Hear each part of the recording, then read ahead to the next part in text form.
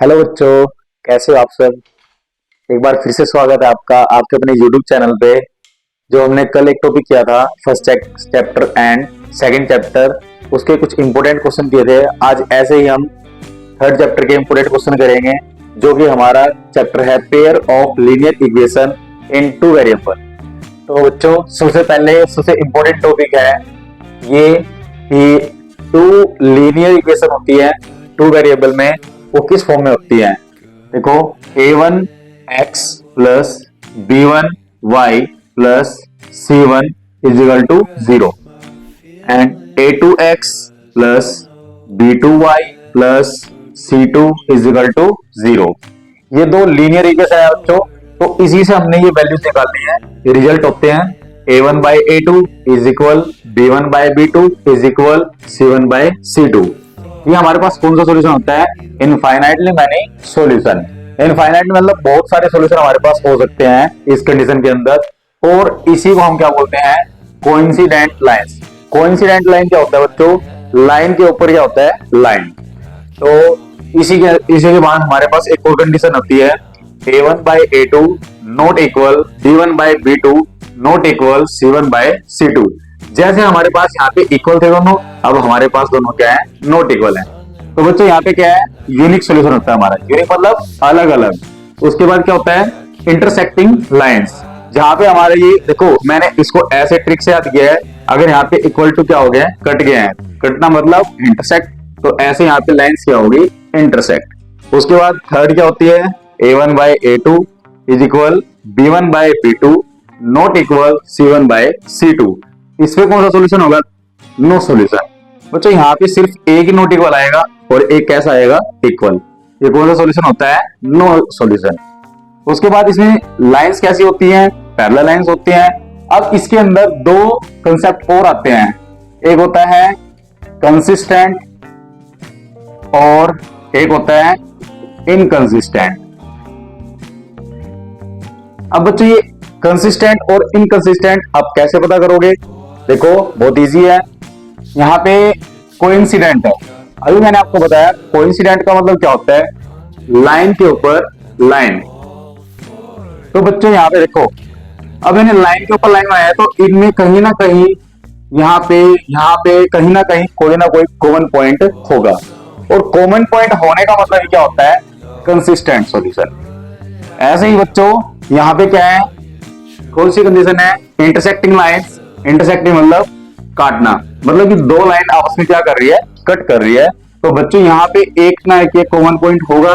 जैसे कि मान लो ये पॉइंट ए है, तो दोनों लाइन का इंटरसेक्टिंग पॉइंट क्या हो गया? ए। उसके बाद क्या है?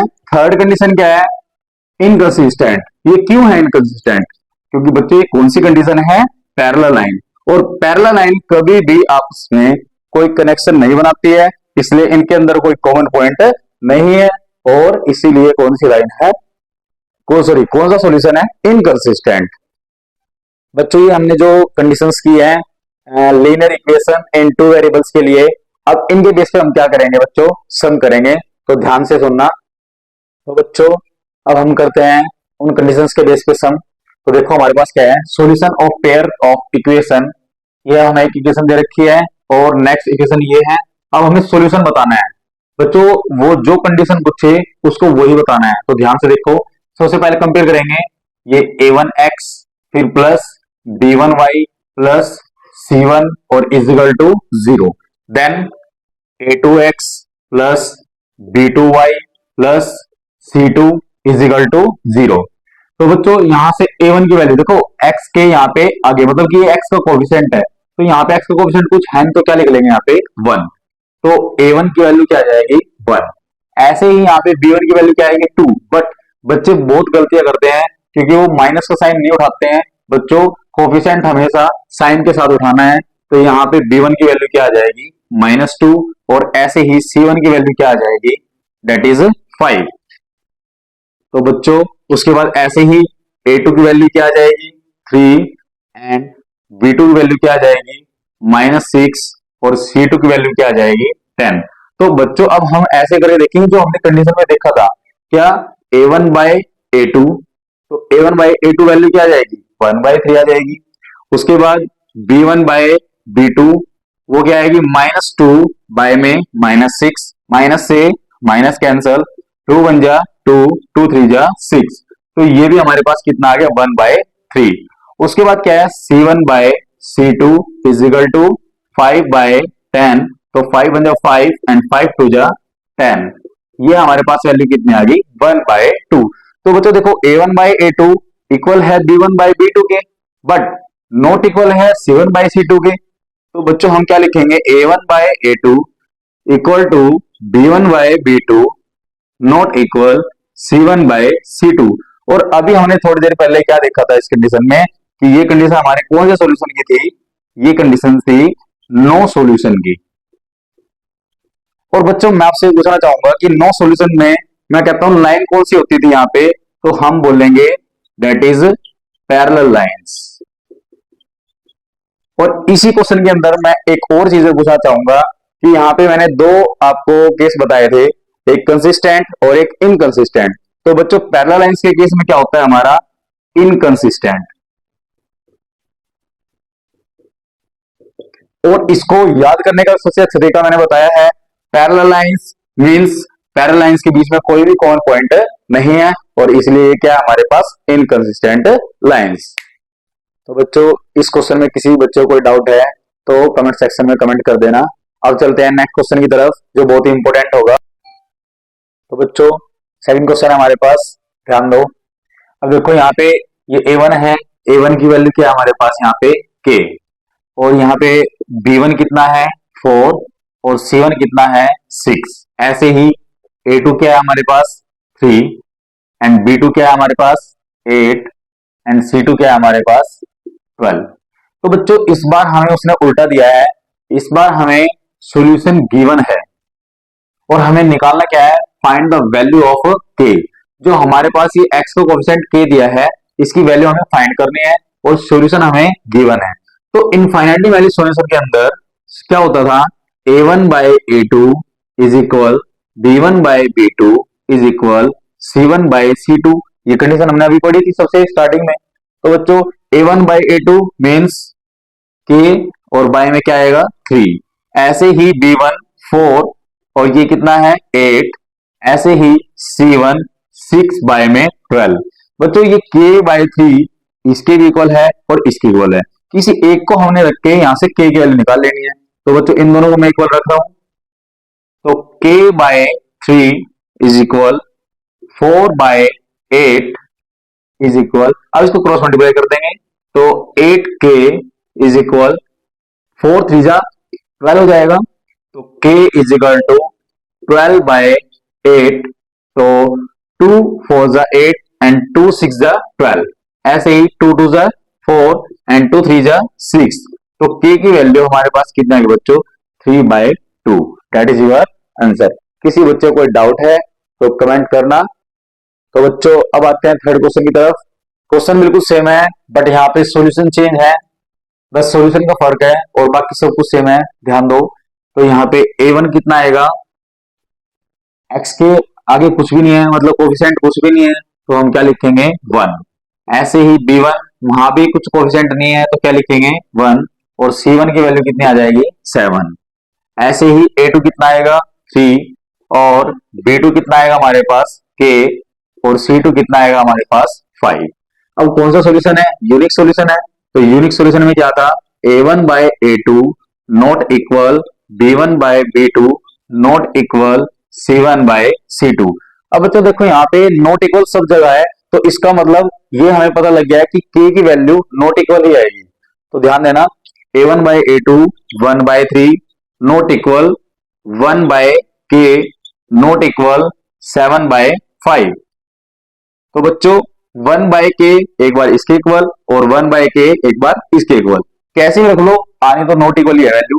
तो 1/3 not equal 1/K and 1/K not equal 7/5। तो बच्चों यहां से K की वैल्यू कितनी आ जाएगी नॉट इक्वल 3, और यहां पे कितनी आएगी कि 7K नॉट इक्वल 5 एंड, और यहां से K नॉट इक्वल कितना आ जाएगा 5/7। बच्चों यहाँ पे जब नॉट इक्वल हो वैसे हमें एक वैल्यू से एक काम चल जाएगा, एक वैल्यू निकाल के दिखा सकते हैं और ऑप्शन टाइप के अंदर हमें एक ऑप्शन मिलेगा, वही हम टिक कर देंगे। अगर किसी बच्चे को कोई डाउट है तो प्लीज मेरे को बताना। तो बच्चों ये आपका नेक्स्ट सम, ये वैसे तो बहुत बेसिक सम है बच्चों, लेकिन फिर भी ये आपके एग्जाम में देखने को मिल जाता है कई बार, किसी न किसी साइड में आपको मिलेगा। तो ध्यान दो बच्चों, ध्यान से। कह रहा है two numbers are in the same ratio. हमारे पास दो नंबर हैं और किसी में दे रखे हैं, रेशियो के अंदर दे रखे हैं। इफ 8 इज सब्ट्रैक्टेड, मतलब 8 हमें क्या करना है, सब्ट्रैक्ट करना है, घटाना है, फ्रॉम ईच नंबर, दोनों नंबर में से, of the number, each of the number, हर एक नंबर से, एंड द रेशियो बिकम्स 4:5। मतलब 8 सब्ट्रैक्ट करने के बाद रेशियो क्या रह जाता है, 4:5। Then find the number. तो बच्चों जब भी हमारे पास कोई नंबर रेशियो के अंदर दे रखा होगा तो हम उसको लेट कर लेंगे। Let first number that is 5x। ये x भी कोई हमने एक कोई भी लेट कर लिया अल्फाबेट, यहाँ पे x या k भी ले सकते हो, a भी ले सकते हो, कुछ भी ले सकते हो। इसकी वैल्यू निकाल के हम पुट कर देंगे। ऐसे ही सेकंड नंबर हमारे पास क्या हो जाएगा, दैट इज 6x। अब उसने क्या कहा है कि 8 इज सब्ट्रैक्टेड, तो बच्चों फर्स्ट नंबर से 8 सब्ट्रैक्ट करो पहले। तो अकॉर्डिंग टू क्वेश्चन देखो 5x माइनस 8, उसके बाद क्या कह रहा है सेकंड नंबर से भी, तो 6x माइनस 8, और ये 8 सब्ट्रैक्ट करने के बाद उसने क्या बोला है, रेशियो 4:5। मतलब 4:5 का मतलब क्या है, 4/5। तो बच्चों इसके बाद हम इसका क्रॉस मल्टीप्लाई करेंगे। 5 5 जा 25x और 8 5 जा 40 और 6 4 जा 24x एंड 8 4 माइनस के 32। तो बच्चों जो लाइक टू लाइक टर्म है, मतलब x वाली टर्म को एक साइड कर लेंगे और जो कांस्टेंट टर्म है उनको एक साइड। तो 25x इधर प्लस का है, इधर आके माइनस का हो जाएगा, इज इक्वल टू, और ये माइनस का है उधर जाके कैसा हो जाएगा, पॉजिटिव हो जाएगा, और -32। तो 25 minus 24 that is x is equal to 40 minus 38 is equal to 8। ये हमारे पास x की वैल्यू आई है बच्चों, बट उसने पूछा क्या था, फाइंड द नंबर्स। तो हमारे पास नंबर क्या है, यहां पे लिखेंगे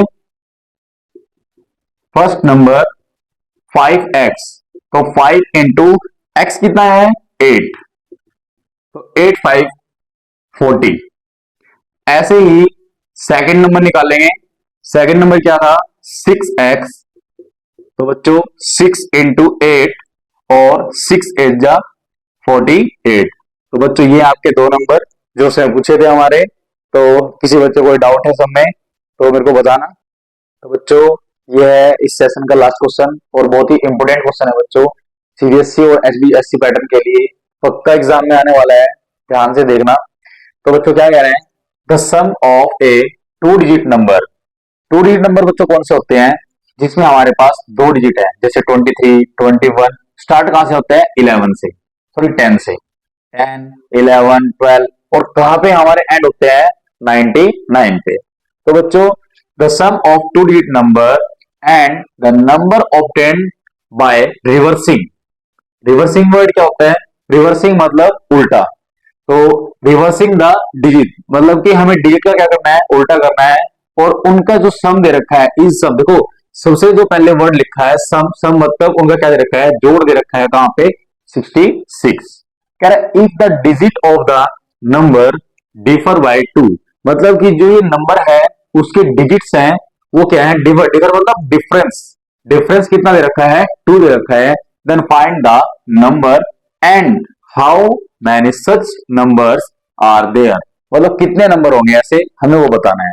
तो सबसे पहले ऐसे सब में हमें लेट करना है, लेट टेंस डिजिट नंबर, हमने क्या लेट कर लिया x। ऐसे ही वंस डिजिट नंबर, ये हमने क्या लेट कर लिया है y। अब बच्चों जैसे हमने ये टेंस डिजिट माना है, नंबर नहीं, हमने ये डिजिट माना है, तो नंबर क्या बनेगा, हम लिखेंगे ऑब्टेन नंबर, क्या हो जाएगा 10x प्लस y।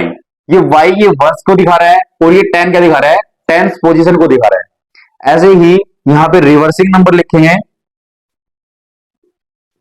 वो क्या होगा, अब इनको उल्टा कर दो, जहां पे वर्स था वहां पे टेंस, तो y इधर आ जाएगा और x इधर आ जाएगा। रिवर्सिंग का मतलब क्या है, उल्टा। तो अकॉर्डिंग टू क्वेश्चन, क्या कह रहा है क्वेश्चन के अकॉर्डिंग कि सम है किस किस का, 2 डिजिट नंबर का। तो 2 डिजिट नंबर कौन सा है बच्चों, ये वाला, मतलब कि 10x प्लस y। उसके बाद क्या करा है, and the number obtained by reversing the digit. Reversing के बाद ये नंबर है, तो प्लस 10y प्लस x और इक्वल टू कितना दे रखा है, 66। अब बच्चों पहले इसको सोल्व करेंगे। 10x प्लस x मतलब 11x, 10y और y 11y is equal to 66 divide by 11 in both side. बच्चों मैंने देखा कि पूरी की पूरी इक्वेशन किससे डिवाइड हो रही है, 11 से डिवाइड हो रही है। तो डिवाइड कर देंगे तो क्या बचेगा यहाँ पे, x plus y is equal to 6 और इक्वेशन नंबर क्या होगी हमारी, 1। आगे यहाँ पे करेंगे ध्यान से। उसके बाद देखो सबसे पहले क्या है, अब बच्चों उसने क्या कर रखा था कि the digits of number differ by 2, मतलब डिफरेंस दे रखा है। तो एक डिजिट क्या है, x और दूसरा डिजिट क्या है, y। तो हमने इसको टेंस माना है। टेंस में से जब हम वंस को घटाएंगे, माइनस करेंगे, तो क्या बचेगा हमारे पास, 2। ये उसने दे रखा है। और ये हमारे पास इक्वेशन नंबर कौन सी होगी, सेकेंड। फर्स्ट ये थी, तो यहां लिखेंगे x plus y is equal to 6, equation first. तो बच्चों एलिमिनेशन मेथड हमने थर्ड इसी चैप्टर में हमने कर रखा है अच्छे से, वो बहुत ही इजी था इसलिए मैं करा ले रहा हूं। यहाँ पे क्या लिखेंगे, एडिंग, तो y कैंसिल हो गया और x x 2x 6 plus 2 8 x is equal to 8 by 2 and 2 4 जा 8। तो बच्चों x यहां पे कितना आता है, 4। अब करेंगे put the value of x in equation number, किसी भी कर दो, या फर्स्ट में कर दो या फिर सेकंड में कर दो। मैं फर्स्ट में करने जा रहा हूं। तो x plus y is equal to 6, x कितना है 4 plus y is equal to 6, y is equal to 6 minus 4। तो 6 माइनस 4 मीन्स 2। तो x हमारे पास आ गया है, y हमारे पास आ गया है। तो ये हमारे पास डिजिट्स आए हैं और उसने पूछा क्या था, फाइंड द नंबर। तो बच्चों ध्यान दो, तो बच्चों यहाँ पे x और y हमारे पास आ गया था। अब मैं नंबर निकाल रहा हूँ क्योंकि उसने नंबर पूछे थे। बच्चों यहाँ पे मैंने स्टेटमेंट क्लियर कर दिया है क्योंकि यहाँ पे जगह कम थी। तो नंबर देखो, नंबर क्या बन रहा था यहाँ पे, ऑब्टेन नंबर ये है। तो यहाँ पे लिखेंगे obtain number 10x plus y. x की वैल्यू क्या हमारे पास 4, तो 10 इंटू 4 एंड y कितना है 2। तो 10 इंटू 4 40 प्लस 2 मीन्स 42। ऐसे ही हमारे पास कौन सा नंबर आएगा, रिवर्सिंग नंबर। तो 10y plus x, 10 into Y कितना है 2 और हमारे पास x कितना है 4। तो 10 इंटू 2 मतलब 20 प्लस 4 मतलब 24। बच्चों देखो ये नंबर था और इसका रिवर्सिंग नंबर ये आ गया। देखो इसका उल्टा हो गया ना, ये 42 है, इसका उल्टा करिए कितना होता है 24। अब बच्चों ने एक क्वेश्चन और पुट किया था कि how many such number are there. तो कितने नंबर है, देयर आर 2 नंबर्स। ओके बच्चों, तो बच्चों ये बहुत ही इंपॉर्टेंट क्वेश्चन था। इस बच्चों की इस क्वेश्चन की बार बार प्रैक्टिस करना, और अगर कोई डाउट है तो मेरे को बताना कमेंट सेक्शन में, मैं डाउट क्लियर करूंगा अच्छे से। तो बच्चों जैसे हमने फर्स्ट सेकंड और थर्ड चैप्टर के ये बहुत ही इंपॉर्टेंट क्वेश्चन किए हैं, ऐसे ही और चैप्टर वाइज क्वेश्चन देखने के लिए हमारे चैनल को सब्सक्राइब करें, शेयर करें, लाइक करें, और अगर कोई भी प्रॉब्लम है तो कमेंट सेक्शन आपके लिए है, कमेंट करें। Thank you.